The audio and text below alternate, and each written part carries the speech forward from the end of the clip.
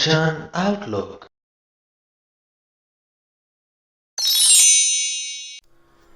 ਸ਼੍ਰੀ ਗੁਰੂ ਗ੍ਰੰਥ ਸਾਹਿਬ ਜੀ ਦੇ 373ਵੇਂ ਅੰਗ ਦੀ ਬਾਣੀ ਦੇ ਵਿੱਚ ਗੁਰੂ ਅਰਜਨ ਸਾਹਿਬ ਪਹਿਲੇ ਸ਼ਬਦ ਦੇ ਵਿੱਚ ਆਪਣੀ ਗੱਲ ਕਰਦੇ ਹਨ ਕਿ ਕਿਵੇਂ ਗੁਰੂ ਨੂੰ ਮਿਲਣ ਤੋਂ ਬਾਅਦ ਪ੍ਰਮਾਤਮਾ ਦੇ ਨਾਲ ਸਾਂਝ ਪਾਉਣ ਤੋਂ ਬਾਅਦ ਉਹਨਾਂ ਦੇ ਜੀਵਨ ਦੇ ਵਿੱਚ ਕੀ ਤਬਦੀਲੀ ਆਈ, ਉਹਨਾਂ ਦੀ ਮਾਨਸਿਕ ਅਵਸਥਾ ਕਿਹੋ ਜਿਹੀ ਹੋ ਗਈ।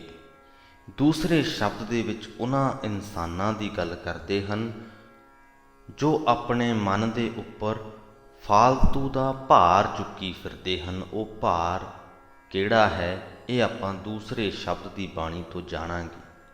ਤੀਸਰੇ ਸ਼ਬਦ ਦੀ ਬਾਣੀ ਦੇ ਵਿੱਚ ਗੁਰੂ ਸਾਹਿਬ ਦੁਨਿਆਵੀ ਸੁੱਖ ਤੇ ਪ੍ਰਮਾਤਮਾ ਦੇ ਨਾਲ ਸਾਂਝ ਕਾਇਮ ਕਰਨ ਤੋਂ ਬਾਅਦ ਮਿਲਣ ਵਾਲਾ ਆਤਮਿਕ ਸੁੱਖ, ਉਹਨਾਂ ਦੋਨਾਂ ਦੀ ਤੁਲਨਾ ਕਰਦੇ ਹਨ। ਆਓ ਗ੍ਰਹਿਣ ਕਰੀਏ ਅੱਜ ਦੇ ਅੰਗ ਦੀ ਬਾਣੀ 'ਚੋਂ ਮਿਲਣ ਵਾਲੀਆਂ ਸਿੱਖਿਆਵਾਂ।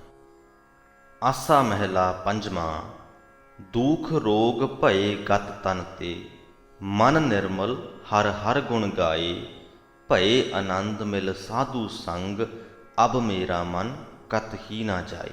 ਗੁਰੂ ਸਾਹਿਬ ਕਹਿੰਦੇ ਪਰਮਾਤਮਾ ਦੀ ਸਿਫਤ ਸਲਾਹ ਦੇ ਗੀਤ ਗਾ ਗਾ ਕੇ ਮੇਰਾ ਮਨ ਪਵਿੱਤਰ ਹੋ ਗਿਆ ਹੈ। ਮਨ ਨਿਰਮਲ ਹਰ ਹਰ ਗੁਣ ਗਾਏ। ਦੁਖ ਰੋਗ ਭਏ ਗਤ ਤਨ ਤੇ, ਮੇਰੇ ਸਰੀਰ ਤੋਂ ਸਾਰੇ ਦੁੱਖ ਤੇ ਰੋਗ ਦੂਰ ਹੋ ਗਏ ਹਨ। ਭਏ ਆਨੰਦ ਮਿਲ ਸਾਧੂ ਸੰਗ, ਗੁਰੂ ਦੀ ਸੰਗਤ ਦੇ ਵਿੱਚ ਮਿਲ ਕੇ ਮੇਰੇ ਅੰਦਰ ਆਨੰਦ ਹੀ ਆਨੰਦ ਬਣਿਆ ਪਿਆ ਹੈ। ਅਬ ਮੇਰਾ ਮਨ ਕਤ ਹੀ ਨਾ ਜਾਏ, ਹੁਣ ਮੇਰਾ ਮਨ ਕਿਸੇ ਹੋਰ ਪਾਸੇ ਨਹੀਂ ਭਟਕਦਾ, ਭਟਕਣਾ ਦੂਰ ਹੋ ਗਈ ਹੈ, ਟਿਕ ਗਿਆ ਹੈ ਮਨ ਇੱਕ ਥਾਂ ਤੇ। ਤਪਤ ਬੁਝੀ ਗੁਰ ਸ਼ਬਦੀ ਮਾਏ, ਹੇ ਮੇਰੀ ਮਾਂ, ਗੁਰੂ ਦੇ ਸ਼ਬਦ ਦੀ ਬਰਕਤ ਦੇ ਨਾਲ ਮੇਰੇ ਅੰਦਰੋਂ ਵਿਕਾਰਾਂ ਦੀ ਤਪਸ਼, ਵਿਕਾਰਾਂ ਦੀ ਸੜਨ ਮਿਟ ਗਈ ਹੈ। ਬਿਨਸ ਗਇਓ ਤਾਪ ਸਭ ਸਹਸਾ, ਗੁਰ ਸ਼ੀਤਲ ਮਿਲਿਓ ਸਹਿਜ ਸੁਭਾਏ ਰਹਾਓ। ਮੇਰੇ ਸਾਰੇ ਦੁੱਖ ਕਲੇਸ਼ ਤੇ ਸਹਿਮ ਨਾਸ ਹੋ ਗਏ ਹਨ। ਆਤਮਕ ਠੰਡ ਦੇਣ ਵਾਲਾ ਗੁਰੂ ਮੈਨੂੰ ਮਿਲ ਪਿਆ ਹੈ। ਹੁਣ ਮੈਂ ਆਤਮਕ ਅਡੋਲਤਾ ਦੇ ਵਿੱਚ ਟਿਕਿਆ ਹੋਇਆ ਹਾਂ। ਹੁਣ ਮੈਂ ਪ੍ਰਭੂ ਪ੍ਰੇਮ ਦੇ ਵਿੱਚ ਮਗਨ ਹਾਂ। ਧਾਵਤ ਰਹੇ ਏਕ ਇੱਕ ਬੂਝਿਆ, ਆਏ ਵਸੇ ਅਬ ਨਿਹਚਲ ਥਾਈ। ਧਾਵਤ ਰਹੇ ਤੋਂ ਭਾਵ ਦੌੜ ਭੱਜ ਮੁੱਕ ਜਾਣੀ। ਏਕ ਇੱਕ ਬੂਝੇ, ਹੇ ਮਾਂ, ਜਦੋਂ ਦੀ ਮੈਂ ਸਿਰਫ ਇੱਕ ਪਰਮਾਤਮਾ ਨਾਲ ਸਾਂਝ ਪਾਈ ਹੈ, ਇੱਕ ਪਰਮਾਤਮਾ ਨੂੰ ਬੁੱਝ ਲਿਆ ਹੈ, ਮੇਰੀਆਂ ਸਾਰੀਆਂ ਭਟਕਣਾਂ ਮੁੱਕ ਗਈਆਂ ਹਨ। ਮੇਰਾ ਮਨ ਜੋ ਪਹਿਲਾਂ ਕਈ ਪਾਸੇ ਦੌੜਦਾ ਭੱਜਦਾ ਰਹਿੰਦਾ ਸੀ, ਹੁਣ ਉਹ ਇੱਕ ਟਿਕਾਣੇ ਆ ਗਿਆ ਹੈ। ਅਡੋਲ ਚਿੱਤ ਹੋ ਗਿਆ ਹਾਂ ਮੈਂ। ਜਗਤ ਉਦਾਹਰਨ ਸੰਤ ਤੁਮਾਰੇ, ਦਰਸ਼ਨ ਪੇਖਤ ਰਹੇ ਅਕਾਈ। ਉਹ ਸੰਤ ਜਨ ਜੋ ਸਾਰੇ ਸੰਸਾਰ ਨੂੰ ਵਿਕਾਰਾਂ ਤੋਂ ਬਚਾਉਣ ਵਾਲੇ ਹਨ, ਜਦੋਂ ਤੋਂ ਮੈਂ ਉਹਨਾਂ ਦੇ ਦਰਸ਼ਨ ਕੀਤੇ ਹਨ, ਮੈਂ ਰੱਜ ਗਿਆ ਹਾਂ। ਅਕਾਏ ਤੋਂ ਭਾਵ ਰੱਜ ਜਾਣ, ਕਿ ਉਦੋਂ ਤੋਂ ਮੇਰੀ ਤ੍ਰਿਸ਼ਨਾ ਮੁੱਕ ਗਈ, ਮੈਨੂੰ ਕੋਈ ਤਾਂਘ ਨਹੀਂ ਰਹੀ, ਮੈਂ ਰੱਜ ਗਿਆ। ਜਗਤ ਉਦਾਹਰਨ ਸੰਤ ਤੁਮਾਰੇ, ਦਰਸ਼ਨ ਪੇਖਤ ਰਹੇ ਅਕਾਈ। ਜਨਮ ਦੋਖ ਪਰੇ ਮੇਰੇ ਪਾਛੈ, ਅਬ ਪਕਰੇ ਨਿਹਚਲ ਸਾਧੂ ਪਾਈ। ਪਰੇ ਪਾਛੈ ਤੋਂ ਭਾਵ ਪਿੱਛੇ ਰਹਿ ਜਾਣਾ। ਜਨਮ ਦੋਖ ਪਰੇ ਮੇਰੇ ਪਾਛੈ, ਭਾਵ ਕਿ ਮੇਰੇ ਅਨੇਕਾਂ ਜਨਮਾਂ ਦੇ ਪਾਪ ਪਿੱਛੇ ਰਹਿ ਗਏ ਹਨ। ਉਹਨਾਂ ਪਾਪਾਂ ਤੋਂ ਮੇਰੀ ਖਲਾਸੀ ਹੋ ਗਈ ਹੈ। ਕਿਵੇਂ? ਅਬ ਪਕਰੇ ਨਿਹਚਲ ਸਾਧੂ ਪਾਈ, ਜਦ ਤੋਂ ਮੈਂ ਅਡੋਲ ਚਿੱਤ ਹੋ ਕੇ ਗੁਰੂ ਦੇ ਪੈਰ ਫੜ ਲਏ ਹਨ, ਉਦੋਂ ਤੋਂ ਮੇਰੇ ਸਾਰੇ ਜੋ ਪਾਪ ਸਨ ਉਹ ਪਿੱਛੇ ਰਹਿ ਗਏ। ਪਾਪ ਸਾਡੇ ਮਨ ਵਿੱਚ ਹੁੰਦੇ ਨੇ, ਸਾਡੀ ਸੋਚ ਦੇ ਵਿੱਚ ਹੁੰਦੇ ਨੇ। ਸਰੀਰਕ ਤੌਰ ਤੇ ਜੇਕਰ ਅਸੀਂ ਕੋਈ ਪਾਪ ਕਮਾ ਲਿਆ, ਕੋਈ ਗਲਤ ਕੰਮ ਕਰ ਲਿਆ, ਉਹਨੂੰ ਅਸੀਂ ਬਦਲ ਨਹੀਂ ਸਕਦੇ। ਜੋ ਹੋ ਗਿਆ ਉਹ ਹੋ ਚੁੱਕਿਆ, ਉਹਨੂੰ ਹੋਣ ਤੋਂ ਅਸੀਂ ਰੋਕ ਨਹੀਂ ਸਕਦੇ। ਪਰ ਜਿਹੜੇ ਸੋਚ ਦੇ ਵਿੱਚ, ਮਨ ਦੇ ਵਿੱਚ ਪਾਪ ਹਨ, ਉਹਨਾਂ ਨੂੰ ਅਸੀਂ ਆਪਣੇ ਮਨ ਦੇ ਵਿੱਚੋਂ ਖਤਮ ਜ਼ਰੂਰ ਕਰ ਸਕਦੇ ਹਾਂ, ਤਾਂ ਕਿ ਭਵਿੱਖ ਦੇ ਵਿੱਚ ਸਾਡੇ ਤੋਂ ਸਰੀਰਕ ਤੌਰ ਤੇ ਕੋਈ ਹੋਰ ਪਾਪ ਨਾ ਹੋ ਜਾਵੇ। ਤਾਂ ਜਦ ਗੁਰੂ ਸਾਹਿਬ ਕਹਿੰਦੇ ਨੇ ਕਿ ਮੇਰੇ ਜਨਮ ਜਨਮਾਂਤਰਾਂ ਦੇ ਪਾਪ ਪਿੱਛੇ ਰਹਿ ਗਏ ਨੇ, ਭਾਵ ਮਨ ਦੇ ਵਿੱਚ ਜੇਕਰ ਕੋਈ ਪਾਪ ਸਨ ਤੇ ਉਹ ਖਤਮ ਹੋ ਗਏ ਜਦੋਂ ਤੋਂ ਗੁਰੂ ਦੇ ਚਰਨੀ ਲੱਗੇ ਹਨ। ਸਹਿਜ ਧੁਨ ਗਾਵੈ ਮੰਗਲ ਮਨੁਆ, ਅਬ ਤਾ ਕੌਫਨ ਕਾਲ ਨਾ ਖਾਏ। ਹੁਣ ਮੇਰਾ ਮਨ ਆਤਮਕ ਅਡੋਲਤਾ ਦੀ ਸੁਰ ਵਿੱਚ ਸਿਫਤ ਸਲਾਹ ਦੇ ਗੀਤ ਗਾਉਂਦਾ ਰਹਿੰਦਾ ਹੈ। ਹੁਣ ਇਸ ਮਨ ਨੂੰ ਕਦੇ ਆਤਮਕ ਮੌਤ ਹੜੱਪ ਨਹੀਂ ਸਕਦੀ।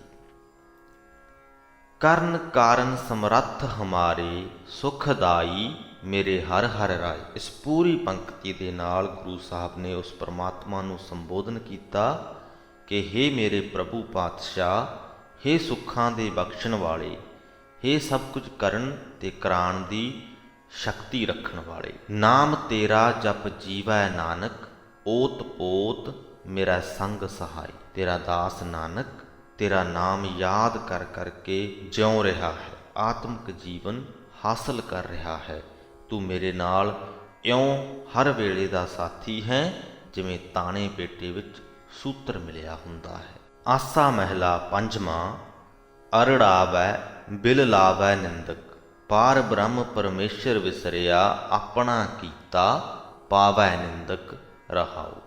ਉਹ ਇਨਸਾਨ ਜੋ ਫਾਲਤੂ ਦਾ ਭਾਰ ਆਪਣੇ ਮਨ 'ਤੇ ਚੁੱਕੀ ਫਿਰਦਾ ਹੈ, ਉਹ ਕੋਈ ਹੋਰ ਨਹੀਂ, ਉਹ ਨਿੰਦਕ ਹੈ ਜੋ ਸੰਤ ਜਨਾਂ ਦੀ, ਗੁਰੂ ਦੇ ਸੇਵਕਾਂ ਦੀ ਨਿੰਦਾ ਕਰਦਾ ਹੈ ਜਾਂ ਦੁਨਿਆਵੀ ਜੀਵਨ ਦੇ ਵਿੱਚ ਵਿਚਰਦਾ ਹੋਇਆ ਕਿਸੇ ਵੀ ਹੋਰ ਜੀਵ ਜਾਂ ਹੋਰ ਇਨਸਾਨ ਦੀ ਨਿੰਦਾ ਕਰਦਾ ਹੈ। ਨਿੰਦਾ ਕਰਕੇ ਉਹ ਕਿਸੇ ਹੋਰ ਨੂੰ ਨੁਕਸਾਨ ਨਹੀਂ ਪਹੁੰਚਾ ਰਿਹਾ, ਬਲਕਿ ਆਪਣੇ ਹੀ ਮਨ 'ਤੇ ਫਾਲਤੂ ਦਾ ਭਾਰ ਪਾ ਰਿਹਾ ਹੈ, ਆਪ ਹੀ ਤੰਗ ਹੋ ਰਿਹਾ ਹੈ।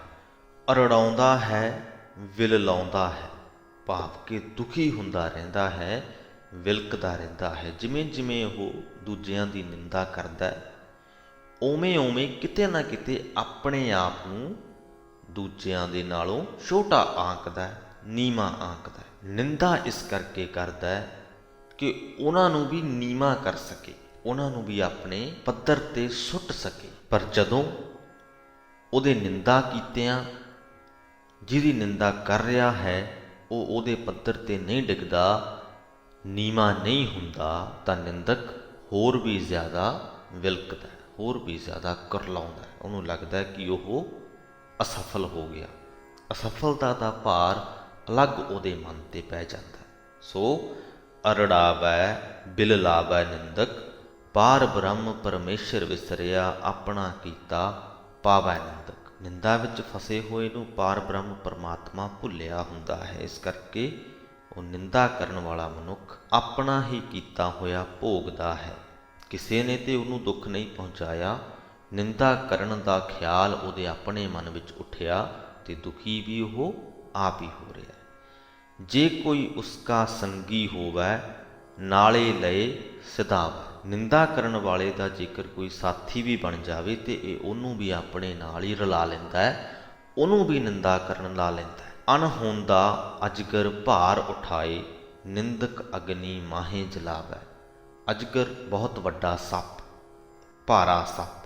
ਜੋ ਨਿੰਦਕ ਹੈ ਉਹ ਅਣਹੋਂਦਾ ਅਜਗਰ ਜਾਨੀ ਮਨੋਕਲਪਤ ਭਾਰ ਹੀ ਆਪਣੇ ਤੇ ਚੁੱਕੀ ਰੱਖਦਾ। ਮਨੋਕਲਪਤ ਹੀ ਹੈ, ਜਿਸ ਕਿਸੇ ਦੀ ਵੀ ਉਹ ਨਿੰਦਾ ਕਰ ਰਿਹਾ ਹੈ ਉਹਨੇ ਤੇ ਇਹਨੂੰ ਕੋਈ ਨੁਕਸਾਨ ਨਹੀਂ ਪਹੁੰਚਾਇਆ, ਉਹਨੇ ਤੇ ਇਹਨੂੰ ਤੰਗ ਨਹੀਂ ਕੀਤਾ, ਇਹਨੇ ਆਪਣੇ ਮਨ ਦੇ ਵਿੱਚ ਹੀ ਉਹਦੀ ਨਿੰਦਾ ਕਲਪ ਲਈ ਤੇ ਆਪਣੇ ਮਨ ਦੇ ਵਿੱਚ ਹੀ ਦੁਖੀ ਹੋ ਰਿਹਾ। ਸੋ ਅਣਹੋਂਦਾ ਅਜਗਰ ਹੀ ਇਹਨੇ ਆਪਣੇ ਸਿਰ ਦੇ ਉੱਤੇ ਚੱਕ ਰੱਖਿਆ ਤੇ ਨਿੰਦਾ ਦੀ ਅੱਗ ਦੇ ਵਿੱਚ ਆਪਣੇ ਆਤਮਿਕ ਜੀਵਨ ਨੂੰ ਸਾੜਦਾ ਰਹਿੰਦਾ ਹੈ।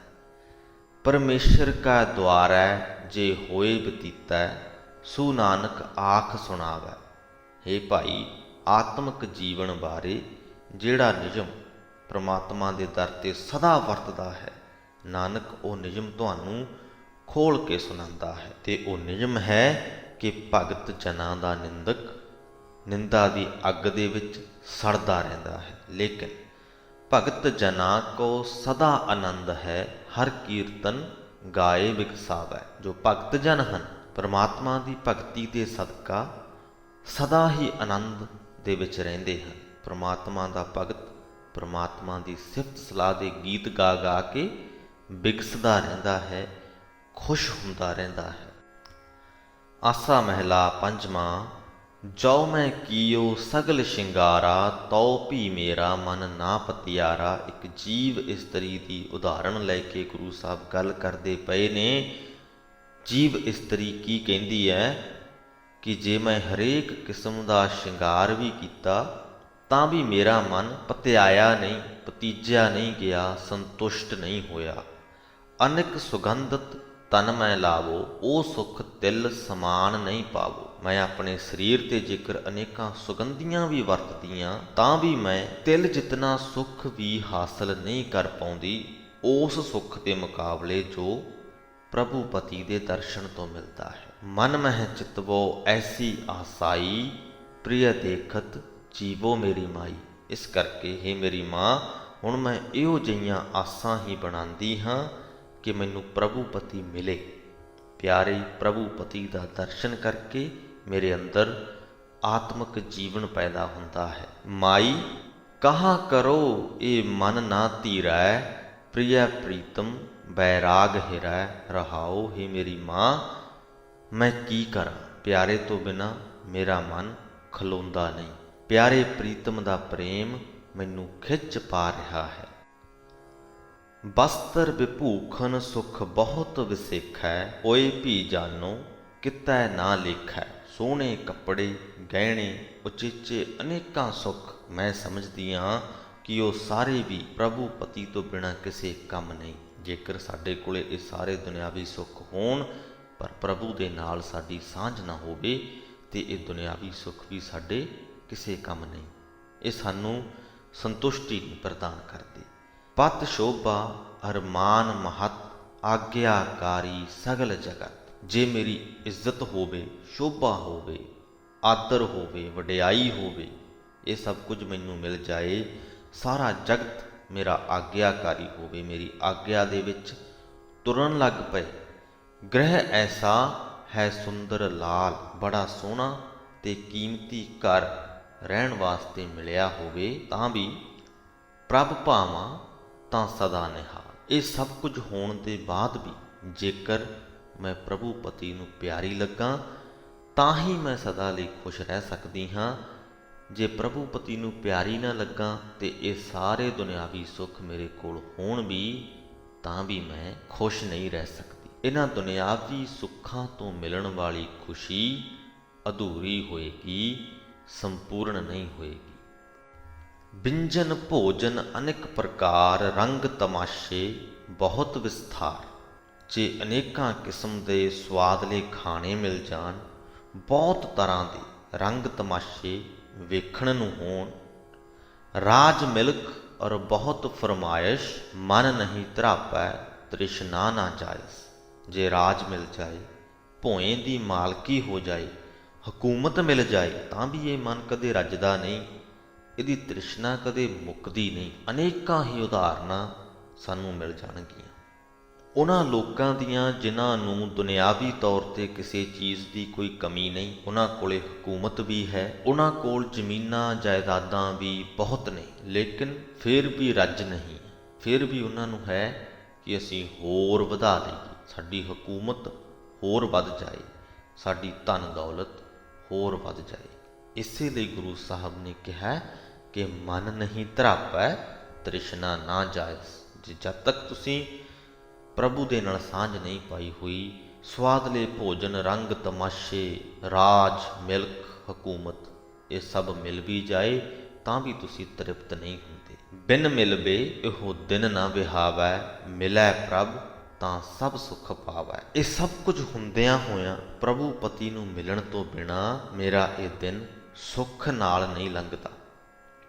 ਜਦੋਂ ਜੀਵ ਇਸਤਰੀ ਨੂੰ ਪ੍ਰਭੂ ਪਤੀ ਮਿਲ ਪਏ ਤਾਂ ਉਹ ਮਾਨੋ ਸਾਰੇ ਸੁੱਖ ਹੀ ਹਾਸਲ ਕਰ ਲੈਂਦੀ ਹੈ। ਖੋਜਤ ਖੋਜਤ ਸੁਣੀ ਇਹ ਸੋਏ, ਸਾਧ ਸੰਗਤ ਬਿਨ ਤਰਿਓ ਨਾ ਕੋਈ। ਭਾਲ ਕਰਦਿਆਂ ਹੇ ਮਾਂ ਮੈਂ ਇਹ ਖਬਰ ਸੁਣੀ ਕਿ ਸਾਧ ਸੰਗਤ ਤੋਂ ਬਿਨਾਂ ਤ੍ਰਿਸ਼ਨਾ ਦੇ ਹੜ ਤੋਂ ਕੋਈ ਜੀਵ ਕਦੇ ਪਾਰ ਨਹੀਂ ਲੰਘ ਸਕਿਆ।